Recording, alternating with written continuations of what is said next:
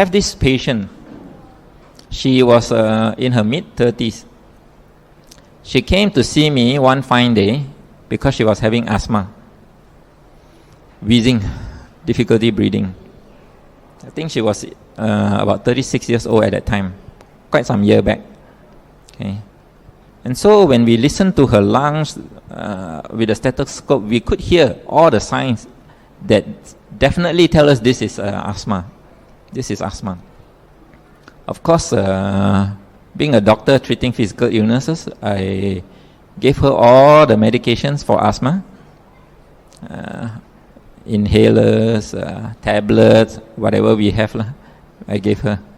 And then I say, okay, you take this medicine, you go back, in a few weeks' time you come back, we will review your progress, see your response. Okay. About 2 weeks later, she came back, still asthmatic, no improvement. Okay, never mind, I will change the medicine, stronger. That's what we always say. I'll give you a stronger one. Okay? Because patient likes to hear you are doing something more. If I say, I'll give you the same one. Huh? Same one, I didn't work all. Okay? So, something else stronger.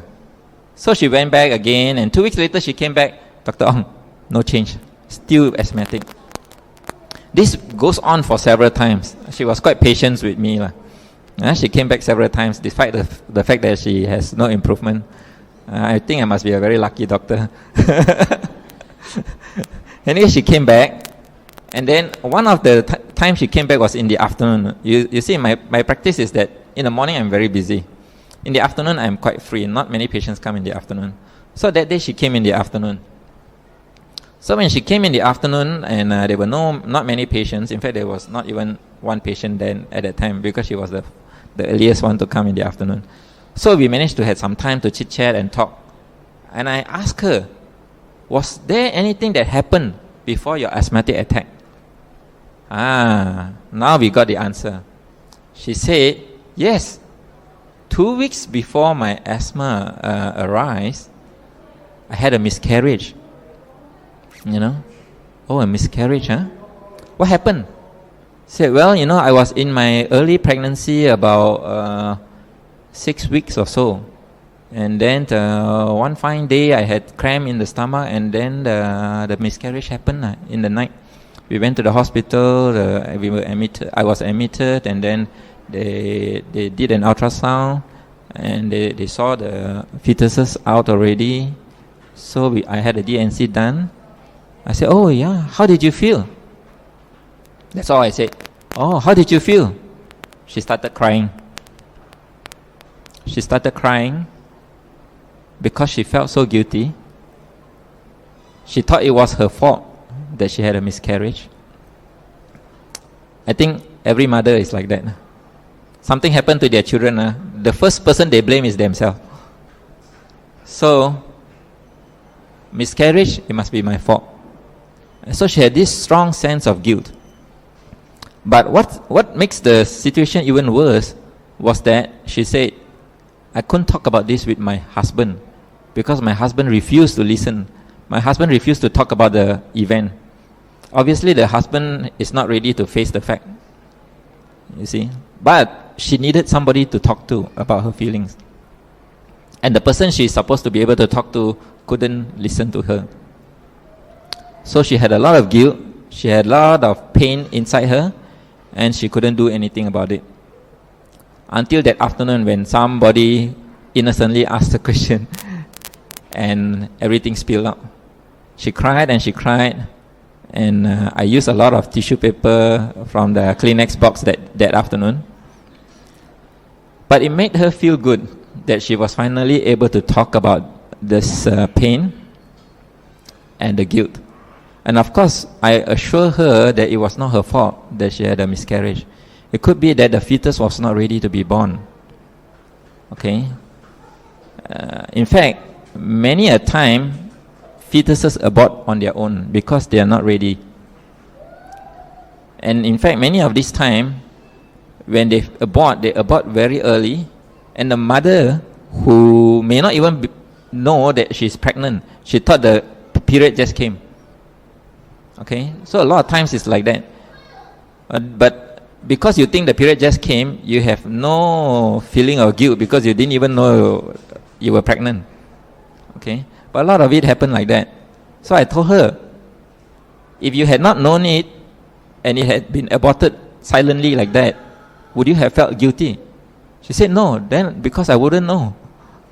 She said, actually, that's the problem. Now you blame yourself because you know already.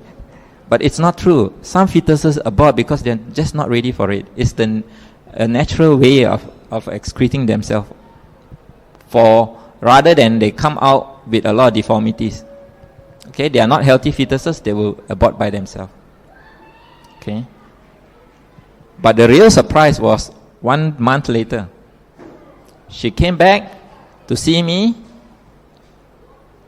and then she said, Dr. Ong, I'm cured. I've got no more asthma. I said, you took the medicine? No, I didn't touch the medicine. I was cured after I talked to you that day. Amazing, isn't it? It shows how powerful our mind is in influencing our body. This example clearly taught me how powerful our mind is. So powerful that it can turn our physical body into illness. That day, I was convinced of the Buddha's teaching of how powerful the mind is, and that the mind is truly the forerunner of all states. Because now I see it on my with my own eyes.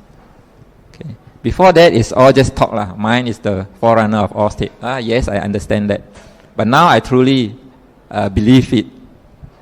See, so that is how powerful our mind is. Mind is the forerunner of all states. But not just that. The Buddha also gave us a few clues of how we can use this mind in a proper way. He said that if you think good things results. If you think bad things result. Basically, he is talking about the law of cause and effect, the law of karma. Okay. Well, again, we listen and we could say, I understand that. But that's all. We go back and then we don't do anything about our thoughts again. Because, like I said, we are good Buddhists when it comes to speech and action, because these are things that not only we try to control, because other people can see us. When we say bad things, other people can know. When we do something bad, other people can see.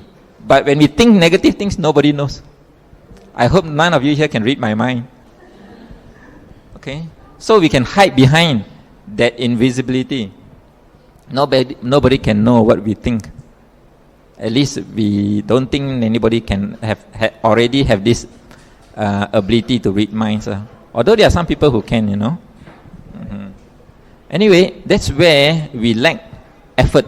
We lack effort in training our mind, which is, in fact, to me now, is the most important thing as a Buddhist. You have to start with the mind, because when you start with the mind, then your emotions gets better, your physical body gets better. Okay, and you can and as a doctor now, with all the research going on, I can know how the mind affects the emotion and how the emotion affects the body. Okay, and this is true. It's no more question marks. It's something scientific already, accepted in mainstream science. Okay. Now, why is it that because despite the fact that we know our mind is so important, we still behave the same way, we still do things that are negative and this and that? And to get to that answer, we need to look at cravings again. We need to go back and analyze cravings and know what cravings is. Craving actually is a desire, right? And it's a desire to chase after what we perceive as real, or as the truth, or as good. What we perceive only, it may not be good, but we perceive it that way. So it's a belief that we are chasing after. We crave for a belief that we are chasing after. And the reason why we crave for it is because that belief has long ago been imprinted in our mind. Whether it was from our past experience in this lifetime, or from many, many lifetimes ago, that belief has been imprinted in our mind, and it has been imprinted in a subconscious way outside of our conscious awareness. That is why it's so difficult to recognize it, to identify it. Because if we are conscious of it, we can easily remove it. Unfortunately, we are not conscious of it. This is done unconsciously.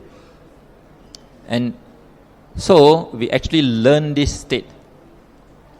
And a good example of this is the little baby elephant that is tied to a stick. I think perhaps you have heard of this story, but I will share with you anyway. In Thailand, they have a lot of elephants. Okay, they use the elephants there for a lot of work. When the elephant is still a small little baby elephant, they tie the elephant with a big rope on one of the elephant's leg, and the other end of the rope they tie to a stake, and then they hammer the stick into the ground tightly. Because the baby elephant is still small, it cannot pull the stick away, right? So even though it tried at first, it couldn't move. He felt that it's tight there already. Several times they do that, and they finally give up. They don't pull anymore at the rope. Then the elephant grow up to become adult elephant. Still, the trainer just tie the leg to the stick on the ground, and the elephant doesn't even try to pull the stick out, believing that if he does it, he will not be able to pull it out. It has been conditioned from young that he cannot escape. That is how our mind is conditioned.